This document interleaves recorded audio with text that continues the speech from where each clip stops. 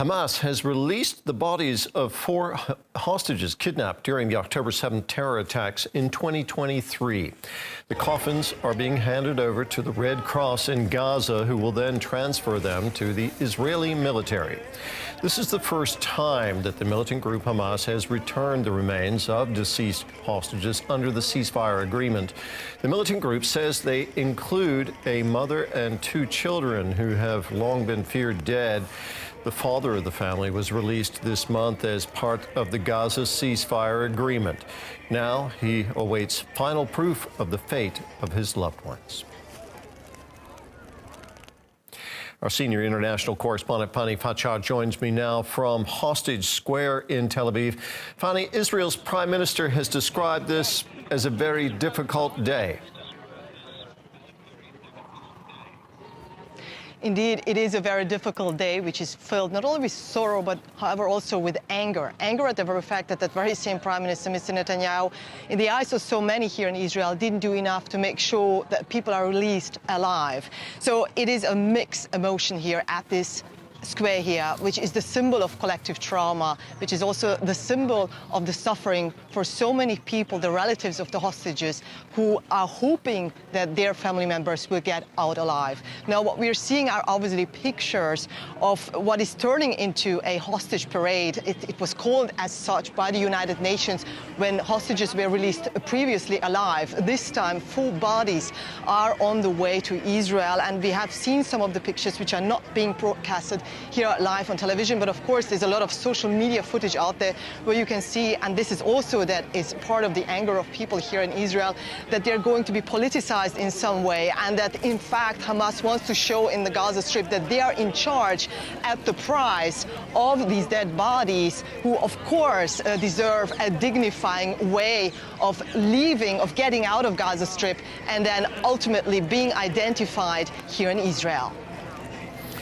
Now, Fanny, Hamas says that 3 of the bodies are members of the Bibas family.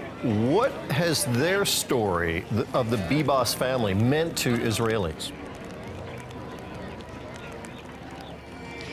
It basically means sharing exactly this collective trauma that so many people go through since October 7th, more than 16 months now, that Hamas militants unleashed this terrible attack on the lives of so many ordinary people, such as the Bibas family, which really had and led a very ordinary life. The parents raising their 2 children, but their life has been turned upside down on October 7th.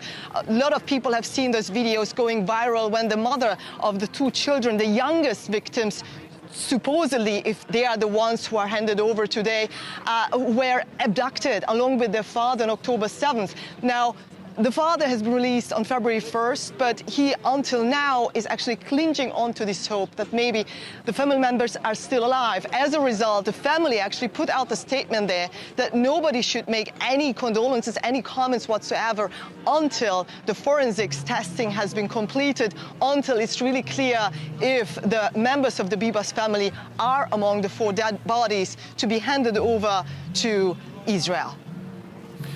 Now, this is all happening, Fanny, as part of an ongoing ceasefire process. What are the next steps in that process?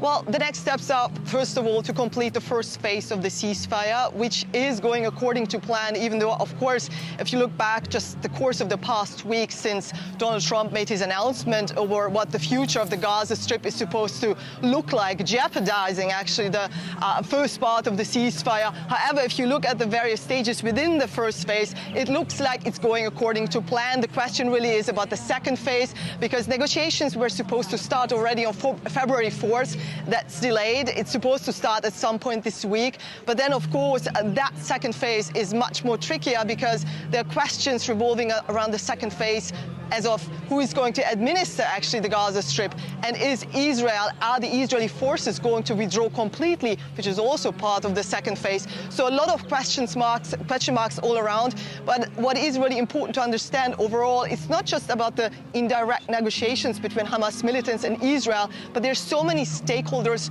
overall involved here. And looking ahead, looking at an upcoming Arab summit this week, and looking at a bigger Arab summit at March, there are, of course, these questions about the future of the Gaza Strip, and a lot of people want to be involved in who has what to say. And that, again, can, of course, jeopardize moving forward the ceasefire, let alone the domestic issues here in Israel with regard to the far-right parties in the coalition government who are really not interested in a ceasefire at all, but who say that actually by a ceasefire ongoing, this is something that is helping the Hamas militants to continue to be in charge. So having said that, there's a lot of skepticism overall just in which way the ceasefire is going to continue and how is it going to actually help to, first of all, to make sure that all hostages are released, but also to make sure that the Palestinians who are bearing their daily lives in the very dire conditions, that they can have a dignified life